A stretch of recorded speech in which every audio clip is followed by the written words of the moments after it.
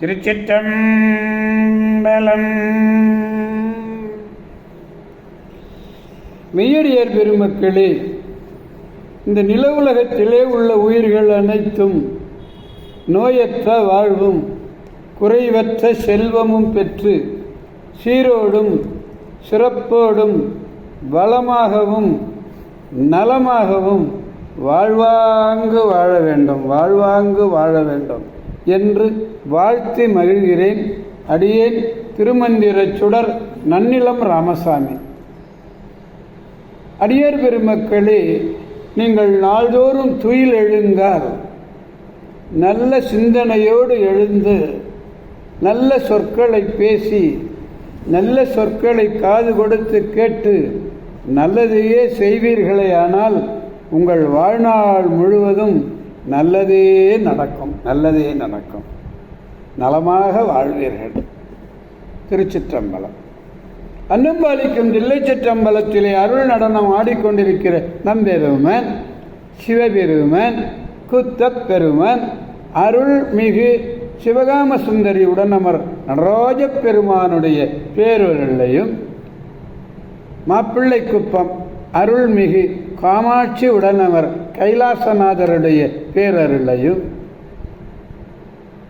அருட்குருமார்களுடைய குரு அருளையும், அடியார் பெருமக்களாகிய உங்களுடைய அன்புரைகளையும் வாழ்த்துரைகளையும் துணையாக கொண்டு அடியேன் மனம் மொழி மெய்களாலே வணங்கி இன்று 7ஆம் திருமுறையிலே திருநாவலூர் என்னும் திருத்தலத்தினை நாம் சிந்திக்க இருக்கின்றோம். திருநாவலூர், திருநாமநல்லூர் என்பது திருநாவநல்லூர் என வழங்குகிறது.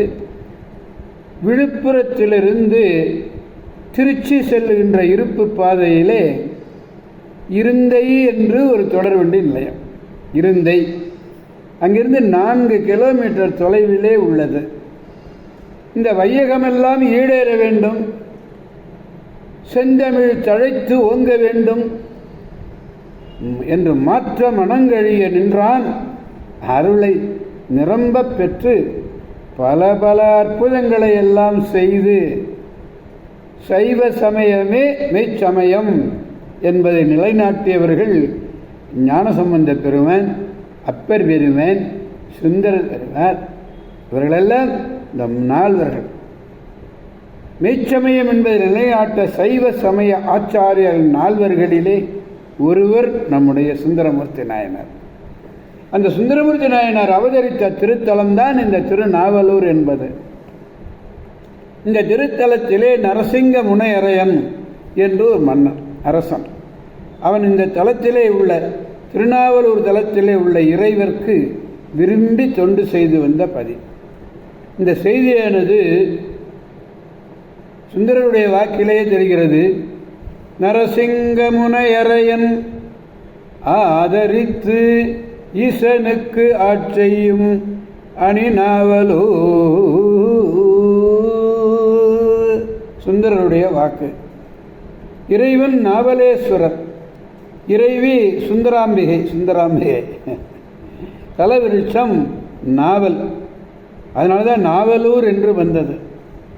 இந்த நாவல் மரம் எங்கே இருக்கு? திருநாவலூரில் அம்பாள் சன்னதிக்கு பக்கத்தில் பாருங்கள். தீர்த்தம் கோமுகி தீர்த்தம் கோயிலுக்கு மேற்கே உள்ளது.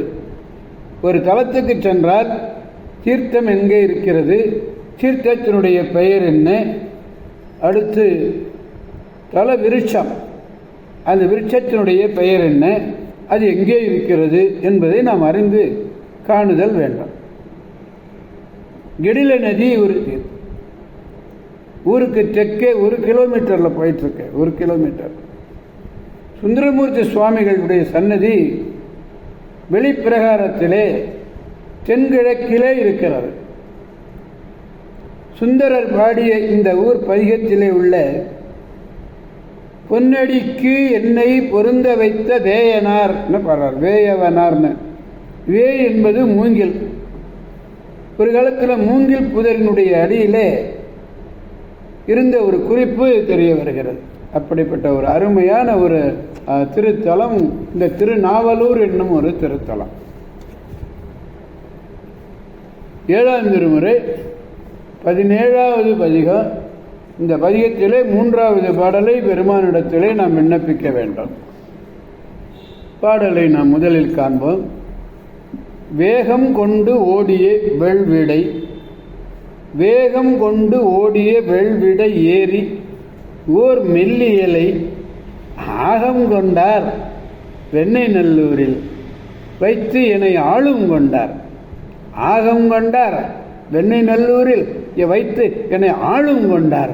போகம் கொண்டார் கடல் கோடியின் மோடியை பூண்பதாக. நாகம் கொண்டார்க்கு இடம் ஆவது நம் திருநாவலூர், நம் திருநாவலூரேனர். விரைவை கொண்டு ஓடுகிறது. எது?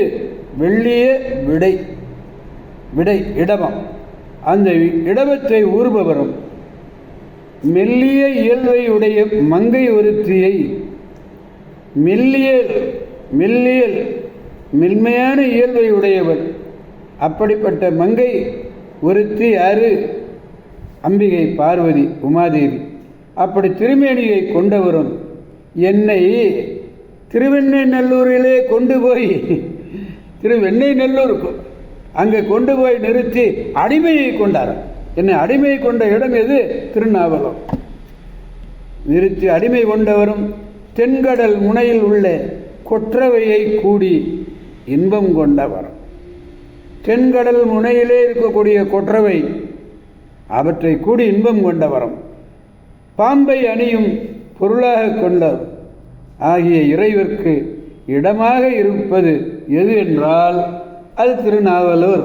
திருநாவலூர் உமையம்மை பெருமானுடைய சக்தி. அதனால தான் ஆகம் கொண்டார்னு சொல்றார். பிற தெய்வங்களை அச்சத்தி பதிய பெற்றனர். ஆகல போகம் கொண்டார்னார்.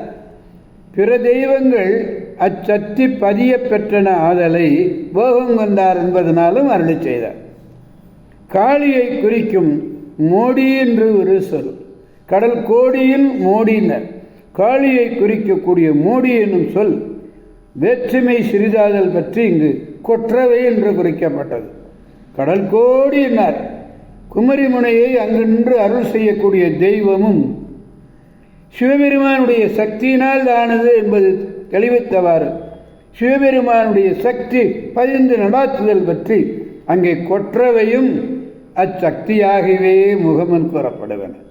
அங்கனம் கூறப்படுதலை சிலப்பதிகாரத்திலே வேட்டு வரியிலே கொற்றவையை பலபட புகழ்ந்திருக்கக்கூடிய பகுதியை நாம் காணலாம்.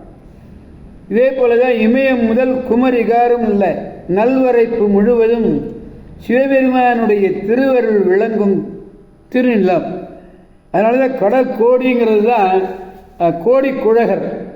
திருமறை காட்டில் போகிறோம்லே கோடி குழகர், கோடியக்கரைன்னு சொல்கிறோம் என்னும் தலமாகவும் சொல்லுவார்கள். அது அவ்வளவு பொருத்தம் இல்லை. இந்த இடத்துல மோடியை பூண்பதாக நாகம் கொண்டார்க்கு இடம் என்பது அங்கே குமரிமுனையாக சொல்றார். பாடலை நாம் பெருமானிடத்திலே பாடி மகிழ்விப்போம். வேகம் கொண்டு ஓடிய வெள்விடை ஏறி ஓர் மெல்லியலை ஆகம் கொண்டார் வெண்ணை நல்லூரில் வைத்தனை ஆகம் கொண்டார். போகம் கொண்டார் கடற்கோடியின் மோடியை பூண்பதாக நாகம் கொண்டார்க்கு இடம் நம் திருநாவலூரே. திருச்சிற்றம்பலம்.